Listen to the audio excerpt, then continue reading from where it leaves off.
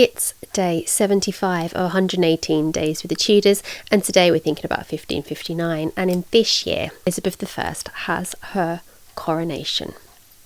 Backtrack, 1558.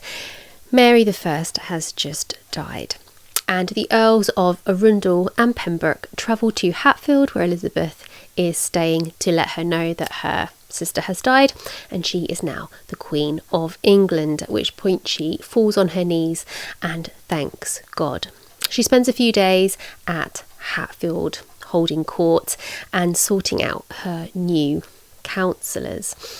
Now, it's no great surprise that William Cecil would be made Principal Secretary of State, and this is a partnership that we see right to the end of her reign, or just before her reign ends. But it's a lifelong partnership. He's shown real loyalty to her before she was queen, and that's not going to go unrewarded.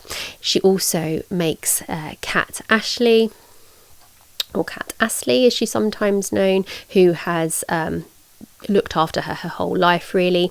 She makes her chief lady of the bedchamber. Now, she's not of particularly noble rank, so this is quite a great position for her really. So she's got two really loyal people to her right by her side. Now, Mary's council had been quite large and fractious, so she gets rid of 2/3 of them straight away to replace them with people that she likes and that she trusts. She also makes Robert Dudley, her favourite chap, the master of the horse, and she welcomes lots of her late mother's family to court and gives them permission. And that's, people often ask if she sort of talks about her mother, which we don't see too much, but we do see her welcome female members of the family to court and given positions there. 28th of November, wearing purple, she travels in procession to the Tower of London. If you remember, we've talked about this before, that it's tradition for the new monarch to stay in the Tower of London prior to their coronation, which must have been quite a strange moment for Elizabeth, because she's been there already as not quite a prisoner as such, but she's been there being interrogated twice so far before. So she's kind of got the opposite role there to what her mother had. She's had a negative experience there, followed by her coronation, whereas with her mother we saw Anne Boleyn have her coronation there and obviously await her execution. So there must have been a lot of feelings going about there. Anyway, so she's at the Tower of London waiting for her coronation. Now, at this point, amusingly, we see bets going on all around Europe saying that no one believes she's going to even last 6 months on the throne. How wrong they were. Her coronation is on the 15th of January 1559, but the day before that, on the 14th of January, is when we see the real PR extravaganza that is the pageants leading up to her coronation. So this is a chance for her team to show how she is completely different to Mary, to highlight all the things they are suggesting that Mary did wrong, and show how Elizabeth is the complete opposite of that.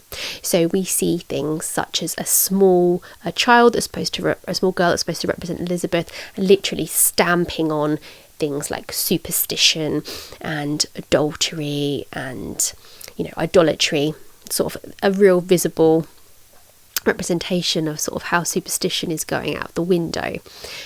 We also see references to how the years before Elizabeth had been barren.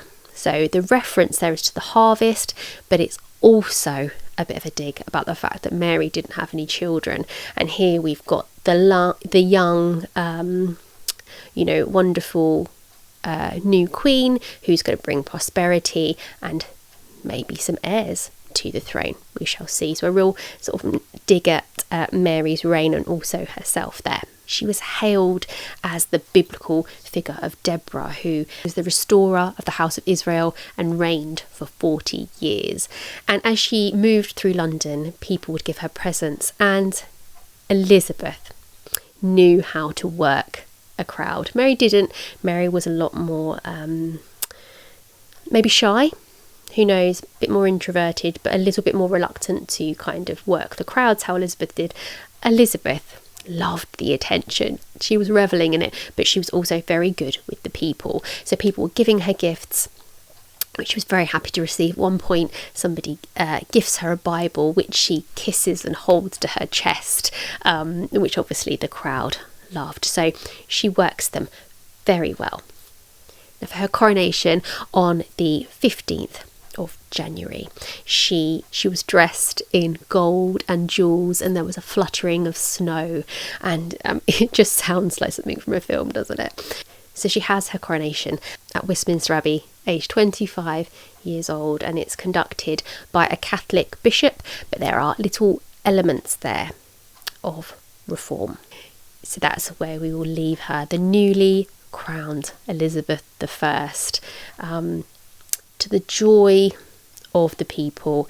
And my goodness, did she play on it, and her council must have been rubbing their hands together in glee, because it was a pretty triumphant occasion, and I would have loved to have witnessed those pageants amongst the little bit of fluttering snow and Elizabeth there in gold. It must have been a sight to see.